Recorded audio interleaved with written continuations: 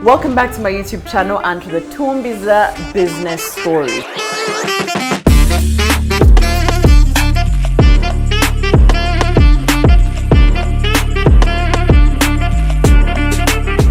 This is powered by Goldmine Finance. They're giving you that business loan, which forget the word, scratch the word loan and think bridging, friendship, holding hands, advisory. That money is the money that gets your business and your idea from where it is to where the dream is. And today, on this particular episode, it's a professional. Yeah, you know, you've seen the businesses, you've seen those who were professional, ventured into business, and this is an ultimate professional. So, Godwin Obali, how are you? Thank you very much. This would be the perfect time. It's Valz Property Partners. Yeah. Yes.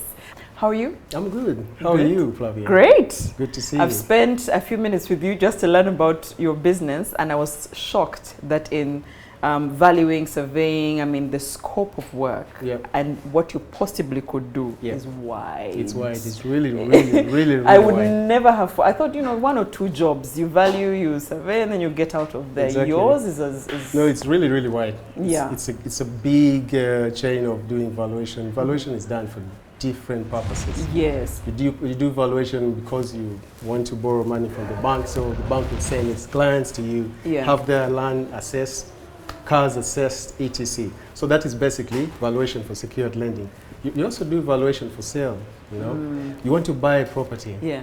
You have to do the valuation. Otherwise, you're going to get cheated by brokers. Brokers will put commissions on what it is they're selling to you. Yes. Yeah. So you really need to do, and the list is endless while you do valuation. When I heard you say land and then cars, which means you don't. When you value asset is asset. So asset is.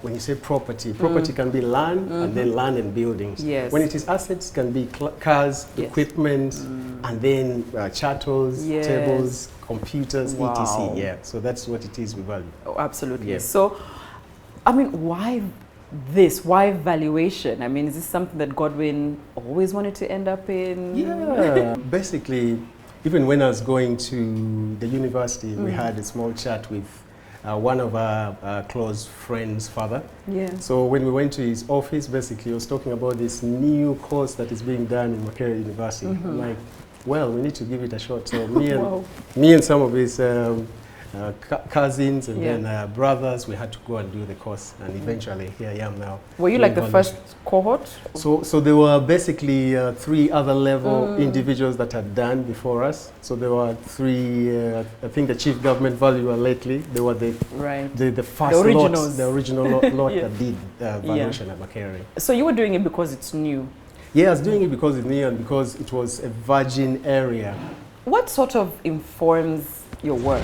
If somebody's in your line of work, what are the factors that you know would make so our line of work, because you're dealing with land valuation, what you need to do is you carry comparable analysis of say land. So you need to be a person that is very ethical in the work that he does. So ethics, if it is not there, then you're going to do valuation in a way that it might overshoot what the price states. And once that happens, you know the repercussions. Very terrible. Yeah, very terrible. So you look at, if it is land that you're doing valuation, what are the comparable rates? Is it, are you comparing at 50 by 100 by what the subject property that you're valuing? Are you comparing it with another 10 acres? You can't do that. So you need to look at, if you're valuing a 100 by 100, you need to look for comparables of land that is basically like the other. So you can't jump and say, my comparable is 100 acres and it is in, say, Gulu. So you can't make that comparison. Oh, the way we talk. If 10 acres, the other side is about 50 million, then most likely this is, you can't do that. No, you can't do that. You can't do that. So basically, you look at so many attributes. Could be the location, could be the infrastructure, road networks, utilities that are there. You could look at basically recreational centers, hospitals, etc. So that informs, but also what you look at mostly is you cannot compare, put a comparable of maybe 2 kilometers or 5 kilometers from your subject property valuation, because it's a different market in its own if you jump out of that radius. So the radius of what it is you're valuing or purchasing has to be 1 kilometer, 2 kilometers. That is what you do. And then you look at the attributes. What if Flavia has these 3-4 properties. Yeah. I've sold, they're right next to each Yeah, other. yeah, sure. But like you've told me, maybe this one is closer to the road, this sure. one is farthest to Yeah, the road. yeah. And I sell the one farthest to the road in my own ways, in my own 1-inch ways, Exactly. 100 million. Yeah. And then you come and value this one near the road at 60. And I'm like, Godwin, no. If this one, which is far, but it was my own, you know how we do it, in my own information. Exactly. How do you deal with such a situation? Normally when we say meet clients that have come from financial institution, and you're basically saying, I bought this land, you do the valuation and it goes to the bank and you value it probably at 90 million. Yeah. Then it comes with a sales agreement that he has already had from the previous sales and say, look here, I bought this at 200. Why are you valuing it at 90? At 90? Then you just, what you really need to do and explain to him is, this is what we would undertake when you're doing valuation. We've gone to the site, we've found out that the attributes of your land is A, B, C, D. The road that you're claiming probably is next door, it's actually far away. Yeah. Then the land that you're claiming that you bought at this is irregularly shaped. And these are the explanations we give them. And when we give them that, most of them at least... Do we eventually understand? Understand, but if you give them the methods, yeah. Of course, it will take quite a number of years for them to understand those, but you try to explain to them how you derive the figures and not defend the figures and tell them, oh, if you don't want my figures, go to another valuer. You don't do that. So you need to put it in the simplest way and make them probably understand. Yeah. Yes. And then also you give them a scenario that the conditionality that you bought the property at, I do not know. What if the broker puts maybe 50, 30 million of his own commission on what it is you bought it at?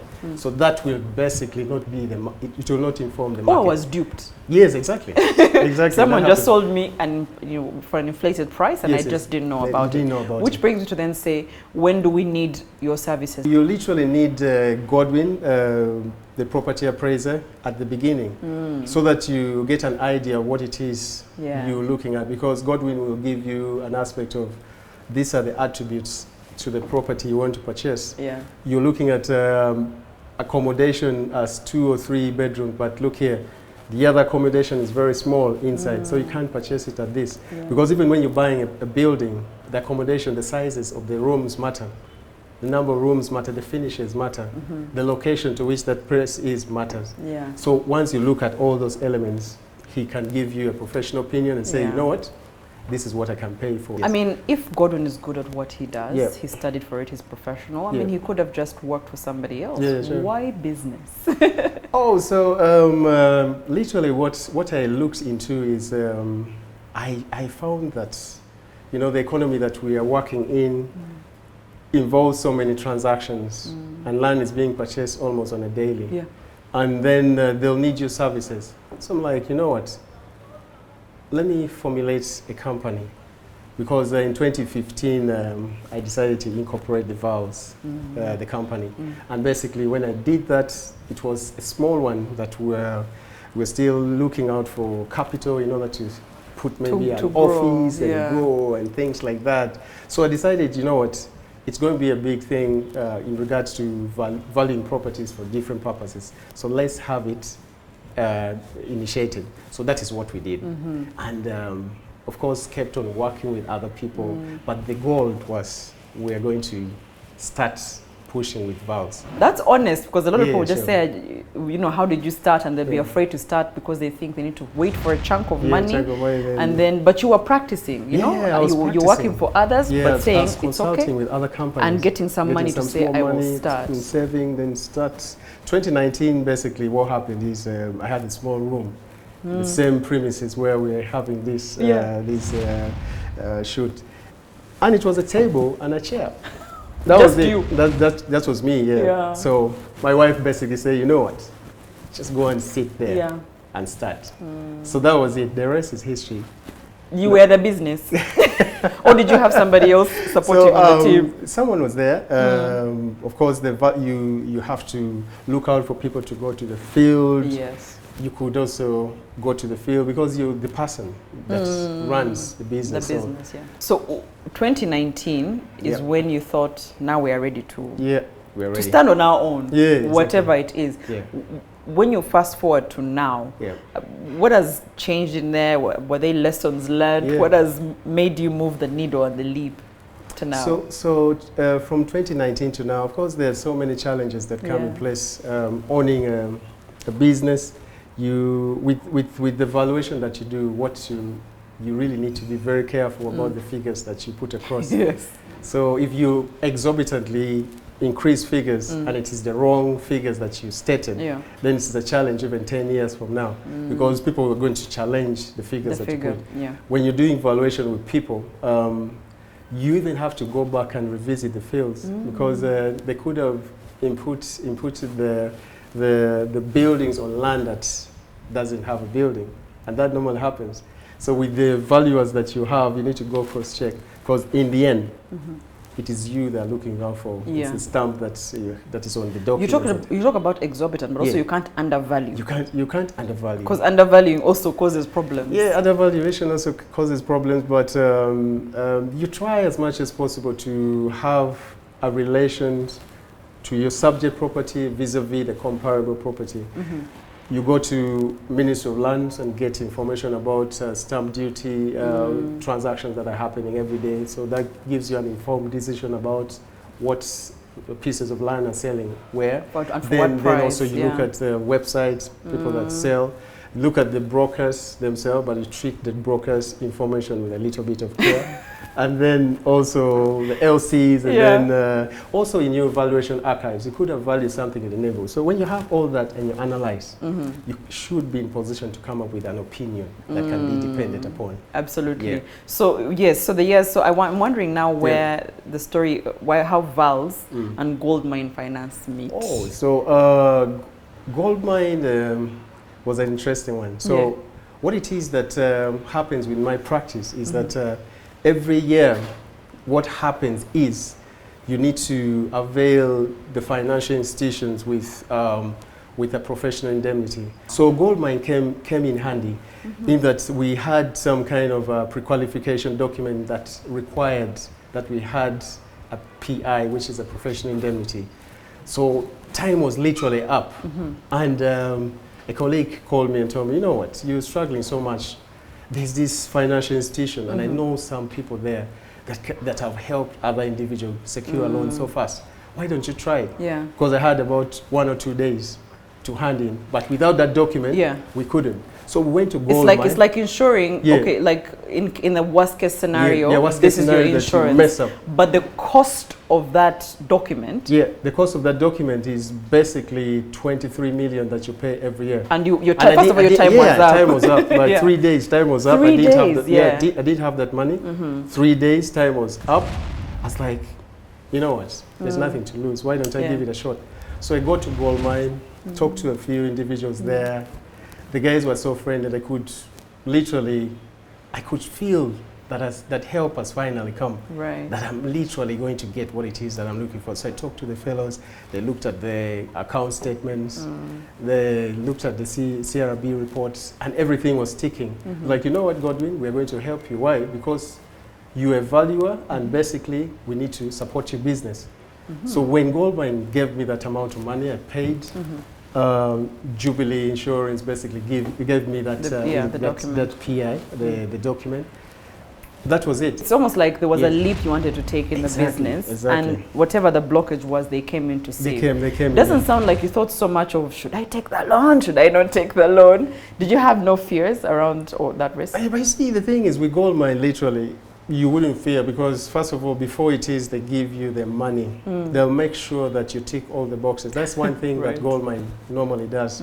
And I mean, a business loan is really for the business. I needed to maybe backtrack a bit to say if you've made the strides, because I find it hard for people like us who have a professional skill, I would say. When you're doing things that are from what you can do with your mind, it's hard to sort of separate you from the business. Yeah, exactly. Is yours, the systems, are they in place? So before the reports come to me, there's a chain of individuals that I've looked at. Yeah. So there's a system in place. And the business is beyond. Yeah, it's beyond me. Yeah. You don't have to sit in this chair for business to move. I don't have to sit here for business to actually move. Yeah, sure. And that's key for a lot of businesses. Yeah. Maybe the other thing that I didn't talk about Goldmine. So we know our business involves visiting sites, going to the field. Yes. And then at times you have clients show up and they do not have transport to take you to their sites. Now, Goldmine also helps a lot in regards to us acquiring a car. So we had basically some little money, but we needed to get a car in scenarios whereby a client comes to office and basically wants to take you to the field, but they do not have means. Wow, I wouldn't so have now thought we of that. basically, I want you to come and value my land in Gayaza. Exactly. But I don't have a way to transport me, you and your team. So you realize to you there. have to use borders. Yeah. So Goldmine came in place, still same thing, went to them, added an amount of money. So these days when the clients come, they don't have transport, they just put fuel and they move. So that is how it is. They have helped us. Oh wow, sounds like you opened your mind on where your business could go. That's the reason I was actually asking the earlier question about the business being beyond you is that sometimes when the idea is from the mind, vision as well as from the mind, it's hard to do, I don't even call it sustainability, but yes, that turnover to the next. Because Valz Property Partners is not Godwin Obali. No, it's not. It's not. It's just basically an idea that was born by, say, an invisible force into my life. So basically, I should understand that I am a steward of the company. So I should be in position to train someone that can easily take over for me. So that is in place as well. So there's there are people that I'm working with that I'm trying to train, and they should get registered. And you try to teach them a few things that they have to do, and they're copying and learning very, very well. How do you grow a business when you're not even supposed? Because, like I said, you're a professional, but it's still a business. Yeah, exactly. You offer a service, but then it's still a business. Exactly. Looking at the kind of world, professional world that we're in, we are not allowed, first of all, to advertise. Yeah. That you're better than the next person. That you're better than the next person, because you're all providing opinions, and your opinions are based on information that you picked from the field. Yes. But what I would tell someone in regard to being a valuer that I am is ethically, you need to be up there.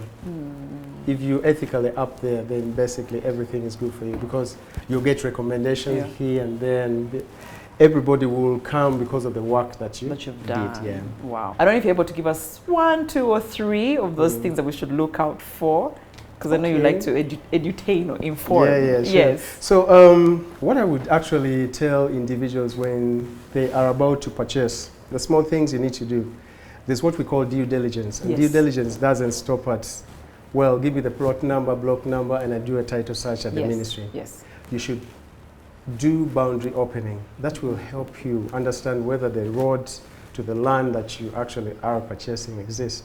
Because what's land without an access? You can't fly into your land. So you need to open boundaries and find out whether there's an access. You need to also go to the LCs, find out, this man that I'm buying from, does he actually own this place? So you do that as well. Apart from that, the other thing would be do valuation. You never know what it is that has been put in the valuation figures. Has a commission which is exorbitant. So you will not have to pay for it. I mean, everybody tries to avoid costs of due diligence, opening boundaries by. Why would you pay 200 million for a property? You can't pay 1 million to do the due diligence. You're going to lose a lot. Of course, I have very many examples that I can put in place. There's a man literally in Chanje bought property. Actually land, he paid on site to a broker. So one Sunday he goes to show his family members of the land that he bought, above 50 decimals, only to find the actual owner of the land, and the brokers were not there, the phones were off, collapse.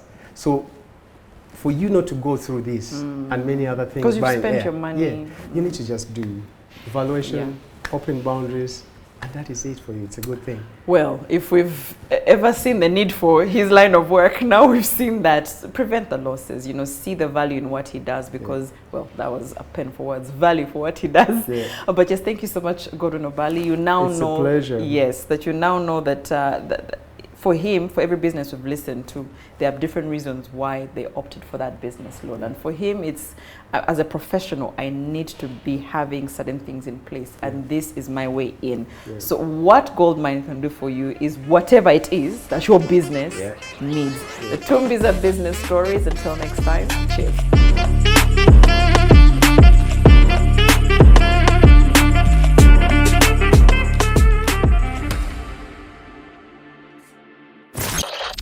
OG Studios.